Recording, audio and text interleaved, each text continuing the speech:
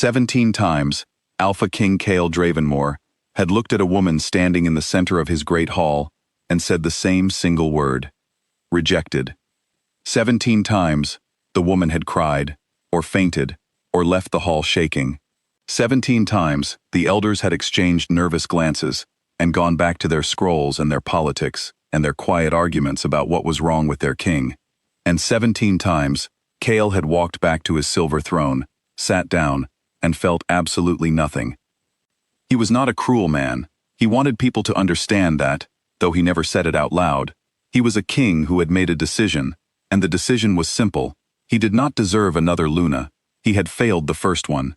He had been sitting in a war summit 300 miles away, negotiating land borders and trade agreements, when Mira was killed in a raid that his own intelligence had warned him about 2 weeks earlier. He had read the report. He had assigned 2 extra guards. He had believed that was enough. It was not enough.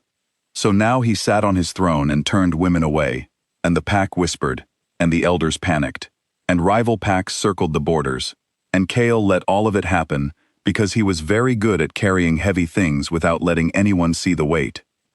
On the night of the 18th presentation, the elder in charge of the selection, a thin, sharp-eyed man named Corvin, had made a decision that was meant to be an insult.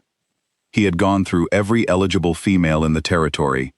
Every ranked wolf had either already been considered or had quietly refused to submit their name after watching the previous 17 walk out of that hall in tears. Corvin, frustrated and running out of options, had gone to the very bottom of the list. An Omega, 22 years old, no family name worth mentioning, no rank, no formal training in anything the pack considered important.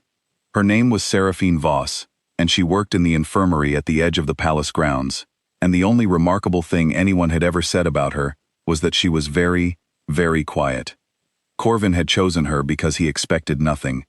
Because sending an Omega before the king was the kind of move that said, "See what you have reduced us to." It was a message wrapped in a girl.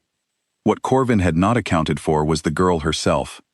Seraphine had been told about the presentation the morning of. One of the elder's assistants had come to the infirmary while she was changing a bandage on a guard's forearm and had read her name from a scroll as though announcing something boring and administrative. She had finished wrapping the bandage before she responded.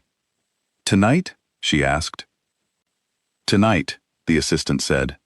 She had nodded, thanked him, and gone back to work. She did not cry. She did not panic.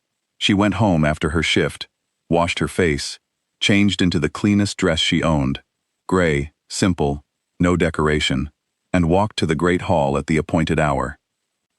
The hall was full. Every ranked wolf in the palace had come to watch, because word had spread quickly that Corvin had lost his mind and selected an Omega for the 18th presentation.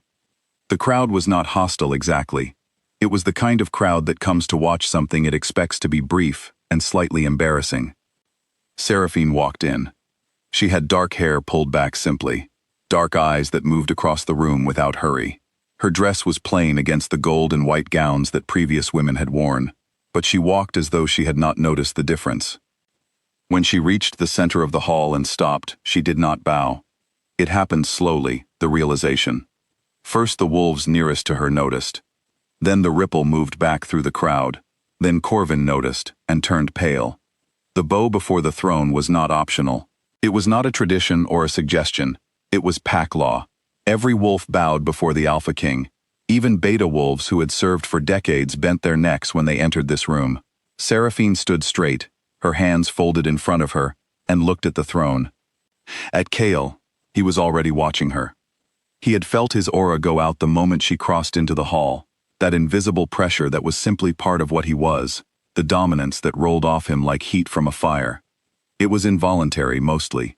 But in formal settings he let it build, because it reminded everyone in the room what he was, and what they were in relation to him.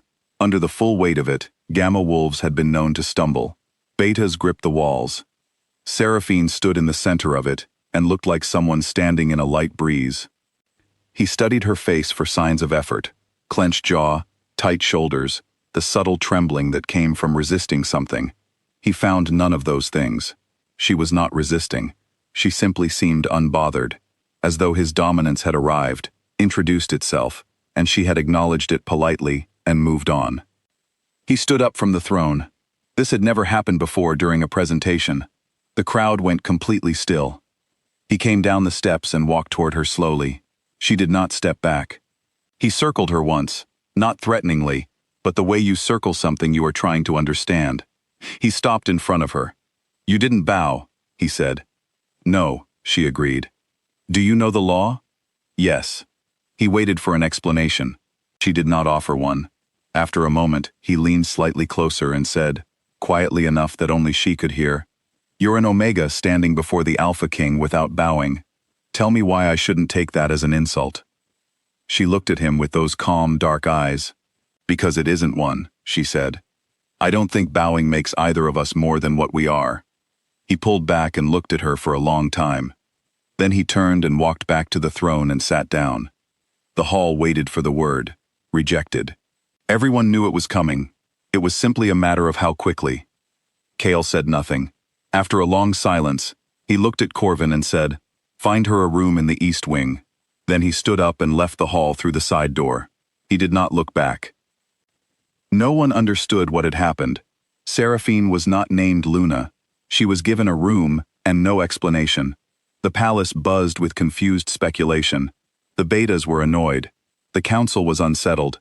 The gammas made jokes when they thought no one important was listening. Seraphine moved into the east wing room, noted that it was significantly larger and warmer than her previous living space, and then went back to the infirmary the next morning and continued working. This, more than anything, confused people. A woman placed in the palace by the Alpha King, in a position no one could define, and she was spending her days wrapping wounds and treating fever, and sitting quietly with injured guards who didn't know what to say to her, and so said nothing, which suited her fine. Kael watched from the upper windows. He told himself it was standard observation. He told himself he was simply being careful about an unknown presence in his home. He did not examine the fact that some mornings, when her shift started early, and he could see the lamplight in the east courtyard from his bedroom window, he stood looking at it longer than any security concern required. About 6 weeks after her arrival, a young soldier was brought in from the northern border. He was 17 years old, barely finished with his first shift, and he had a silver-laced wound in his side that had been poorly treated in the field. By the time he reached the palace, the silver had moved into his bloodstream, and the palace healers came to Kael that evening with quiet, serious faces and told him that the boy probably would not survive the night. Kael was sitting in his war room when he heard, 2 hours later, that Seraphine had sent the palace healers out and taken over. He did not sleep. Near dawn, he found himself walking past the east courtyard, which was not on the way to anywhere he needed to be. She was still there. Her hands were wrapped in cloth, protection against the silver residue she was drawing out through a method that involved a paste made from 3 herbs the palace healers had called outdated and ineffective. The boy was pale but breathing steadily. Seraphine was bent over him with total focus, speaking to him in a low, continuous voice. Not words of comfort exactly, but a quiet accounting of what she was doing and why, as though she believed that somewhere under the pain, he could hear her and it would help to understand. His Kael stepped into the courtyard. She glanced up, registered him without surprise, and looked back at the boy. "How did you know it would work?" he asked, after a while. She was quiet for a moment, her hands still working. Then she said, "I asked him, when he first came in, where it hurt most. Not where the wound was, where it hurt. He told me it felt like fire behind his left shoulder. That told me which way the silver was moving. I worked from there." Kael looked at the boy's face. Young, exhausted, alive. The palace healers said it was too far along. "The palace healers are very skilled," Seraphine said, without any sharpness in her voice. "They didn't ask him where it hurt, that's all." He stood in the doorway for another few minutes. Then he left. That night, he read every piece of information his wolves had gathered on Seraphine Voss. Born to a low-ranking Omega mother who had died shortly after her birth. Father not recorded. Raised at the far edge of the Pax territory, in a small cluster of homes where families with no rank and no prospects quietly lived their lives. No formal education. Everything she knew she had learned from watching, asking, and practicing on whoever would let her help them. One line near the bottom of the file had been added almost as an afterthought by the wolf who wrote it. Subject has never been documented raising her voice. Not once. Not in any recorded situation. He read that line 3 times. They began talking. There was no moment when it officially started. It happened gradually, the way rivers change course. So slowly that by the time you notice, the water has already been moving in the new direction for a long time. He would pass the courtyard and stop. She would be doing something, reading, sorting herbs, sitting with her hands in her lap looking at the moon, and he would say something brief, and she would answer, and somehow neither of them left immediately. She did not ask him about his past. She did not try to impress him. She did not soften herself to make him comfortable or sharpen herself to seem interesting. She was simply the same person in his company that she appeared to be in everyone else's, which was something he had never encountered in his own palace. He began telling her things, small things at first, then larger ones. He told her about Mira on a night when the sky was very clear, and neither of them had planned to be in the courtyard at the same time. He told her about the report he had read 2 weeks before the raid. He told her about the 2 extra guards he had assigned, and how satisfied he had felt about that decision, briefly, before everything collapsed. Seraphine listened to all of it without interrupting. When he finished, she did not tell him it wasn't his fault. She did not offer him easy comfort. She said, "Grief that size doesn't make you a villain. It makes you someone who hasn't finished carrying it yet." He sat with that for a long time. The council forced a tribunal 3 months after Seraphine's arrival. The charges were not truly about law. They were about discomfort. An Omega with no rank, living in the east wing of the palace, with no title and no defined role, was an ambiguity the council could not organize into any category they understood. They presented their case in the Great Hall, with formal language and long arguments that all amounted to the same thing. She makes us uneasy, and we want her gone. Seraphine was brought in. She had not been told she was allowed to speak in her defense. She stood in the center of the hall, which was a place she had stood before, and she looked the same as she had the first night, steady, unhurried, without either aggression or fear. The head elder finished reading the council's position and looked up at the throne. Kael had sat through the entire proceeding in silence. His face had given away nothing. He looked at Seraphine. She looked back at him. She did not look like someone begging to stay. She looked like someone who had already made peace with whatever was coming, and was simply waiting for it to arrive. That was what decided him. Not politics. Not the council's argument or his own. That precise expression, the willingness to go without making him feel guilty for it, broke something open in him that had been shut for 3 years. He stood.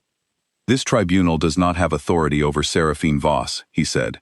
"She is here because I chose not to send her away. That has not changed." He looked at Corvin. "We are finished." When the hall emptied, she was still standing in the center of the floor. He came down from the throne and stopped a few feet from her. "You didn't have to do that," she said. "I know." "Then why did you?" He was quiet for a moment. Then he said, "Because you were right the first night. Bowing doesn't make either of us more than what we are." She almost smiled. It was small and brief, but he caught it, and he kept it. A few weeks later, he came to the east courtyard at an hour he knew she would be alone. He told her he was not going to ask her to be his Luna. Not yet. Not as a title, or a political arrangement, or anything the council could add to a document and file away. He told her he was asking something smaller, and more honest than that. He asked her to stay. She was quiet for a long moment, in the way that he had learned meant she was actually thinking, and not simply pausing. Then she said, "I'll stay. Not because of what you are, because you asked instead of assumed." They sat on the steps of the east courtyard, side by side, watching the moon come up over the forest. The silver throne was empty in the great hall. The palace was quiet. Somewhere in the infirmary, the young soldier who had survived the silver wound was awake and talking to the healer who had come in for the night shift, describing, with great enthusiasm and some exaggeration, the woman who had stayed up until dawn to bring him back. The night shift healer had smiled and said she wasn't surprised. Nobody who had met Seraphine Voss was.